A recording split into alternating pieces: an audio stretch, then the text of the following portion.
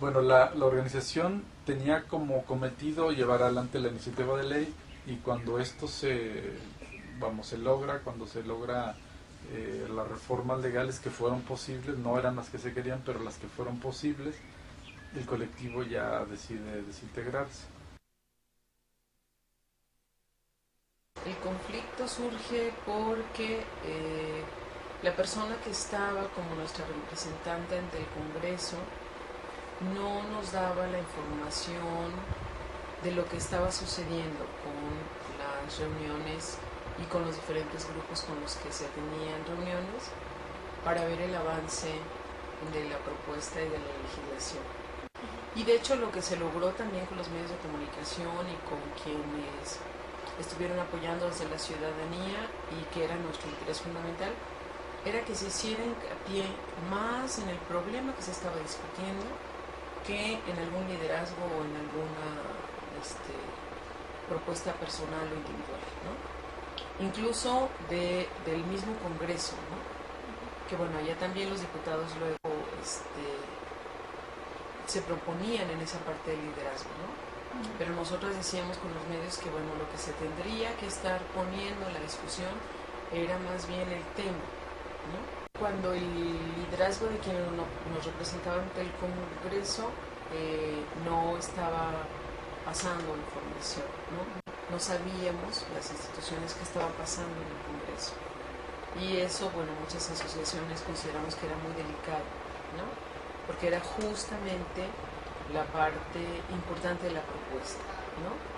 Y entonces veíamos que no tenía que quedarse en manos de una sola persona, ¿no? Que habría que abrir también más democráticamente los procesos, ¿no? Incluso el mismo Congreso, ¿no? Hacer que hiciera sesiones más abiertas, no cerradas, ¿no? Y bueno, ver con los partidos políticos cuál era como su posición respecto del tema, ¿no? Hubo muchos conflictos, sobre todo porque bueno, es, eh, existían como dos visiones respecto de cómo llevar adelante el proyecto.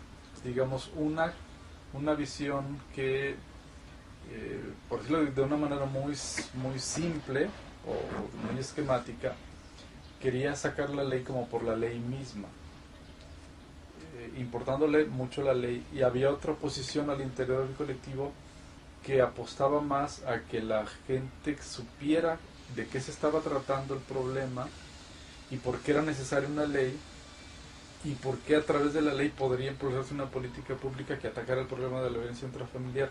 Ese es un camino como más complicado, como de educación ciudadana, de mayor participación ciudadana, ¿no?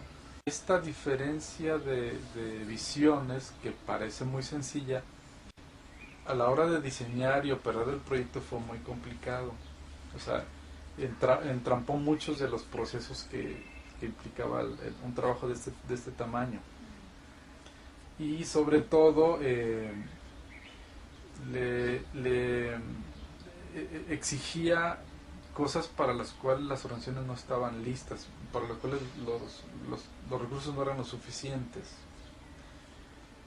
Prácticamente el arranque del proyecto empieza a haber roces entre los integrantes porque una parte del colectivo no asume del todo esta idea de que es un proyecto de todos. En ese sentido, la imagen que se tendría que dar, la imagen pública que se tendría que dar al proyecto es de una construcción de todos y no mía. Sí necesitamos mediación, de hecho de las mismas representaciones de las instituciones para generar el cambio y bueno, sabíamos que era la manera más pacífica de resolver el conflicto, ¿no? Lo que hace es buscar la mediación de terceros para resolver ese conflicto. Entonces ahí hay una búsqueda de no confrontarse, sino de buscar el apoyo de mediadores, ¿no? Y esto hace que el colectivo sobreviva una buena parte del año del 99. Es decir, esta mediación sí sirvió como para evitar la ruptura que podía haberse dado desde diciembre del 98, ¿no? y logra de alguna manera que pues, se transite no sin conflictos hasta la entrega en el Congreso, ¿no? De nombre era yo quien tenía la representación ante el Congreso, pero toda la dinámica de las instituciones era que un grupo, aproximadamente de 5 personas, éramos quienes asistíamos a las reuniones y entonces estábamos enterados de cómo iban las negociaciones en el Congreso. Un aprendizaje en este campo es como ser muy humilde en términos de lo que yo alcanzo a ver o lo que alcanzo a proponer y no asumir que yo tengo la razón por sí. Tengo que demostrar que tengo la razón y tengo que convencer a los otros de que esa es la mejor razón, ¿no? Y ese es un esfuerzo muy grande que no necesariamente, para el que no necesariamente hemos sido educados, ¿no?